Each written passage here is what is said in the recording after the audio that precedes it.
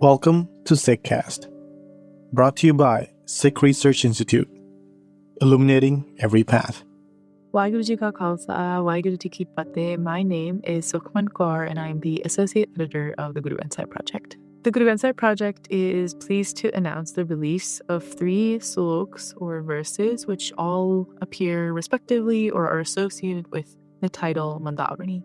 One was revealed by Guru Amardas Sahib and the other 2 are revealed by Guru Arjan Sahib. The etymology of Mundavani is understood in a few different ways, with the most relevant for this context being either a seal or a riddle. Culturally, we can also understand this analogy through quite an old Punjabi tradition wherein a plate of food is served to the groom's family by the bride's family, but the food can only be consumed upon solving a riddle. So this is like some kind of form of like bujarta that sometimes we play nowadays.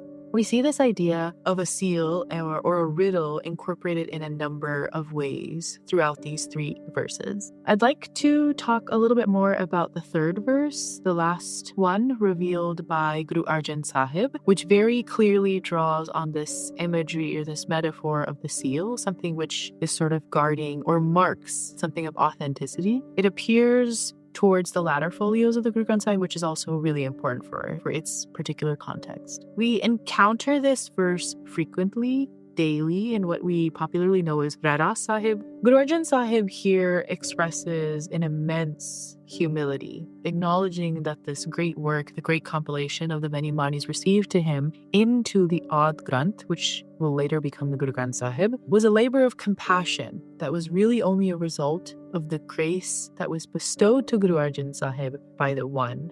In this salok, Guru Arjan Sahib uses the words Satguru Sajjan. Satguru we can understand is the true Guru, Sajjan as the friend. So the combination of those two, simultaneously there's this kind of positionality of the great, the one, the true Satguru, and also a very nearness, closeness, sort of Sajjan as in the great friend.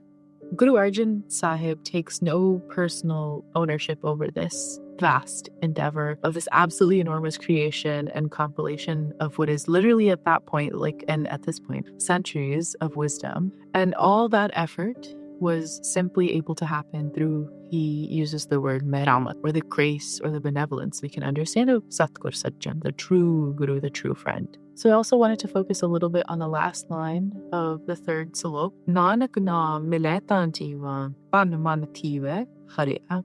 Our team translates this as, if your naam is received by me, Nanak, only then I live.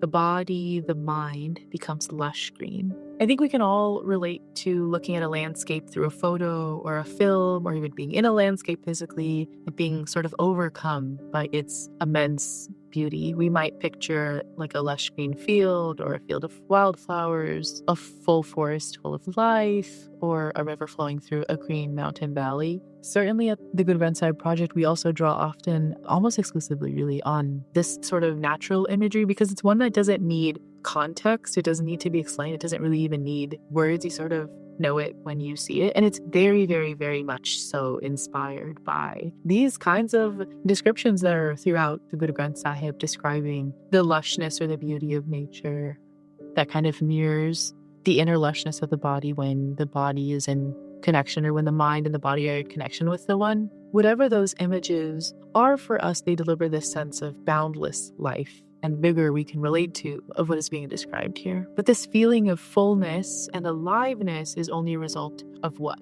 Guru Arjan Sahib says that it's upon receiving the Naam of Ek Onkar, or receiving the identification with the One, that the mind and the body blooms forth in greenery.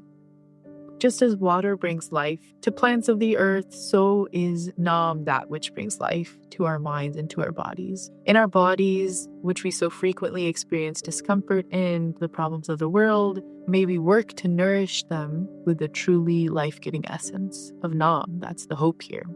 These saloks, which come under Mundavani, have a sense of both a sort of completion of something and also a sort of mystery to them, capturing the essence of both the seal and the riddle. So I invite you to get comfortable and take your time reading through the literal translation, the interpretive transcreations, commentaries. Allow your yourself some time to engage with and reflect on these beautiful verses. The historical dimensions, footnotes, word meanings, as well as always provided for you. I particularly encourage you for this release to really explore and sit with it, because these are verses that we're largely familiar with, like in kind of the popular Sikh world. But I think it's those saloks or those verses in particular where we think, oh, we've heard this like in one times, that you can find the most sort of insights that kind of shift how you engage with it. It's no longer like this passive thing that you kind of just repeat out of habit. It becomes something that you engage with actively and you think about sort of in a new way when you're looking at it or when you're hearing it. So I really encourage you to do so. Waheguru Ji Ka Khalsa, Waheguru Ji Ki Fateh. Read the translations and commentaries at gurugranthsahib.io. You are listening to Sikhcast by Sikh Research Institute, illuminating every path.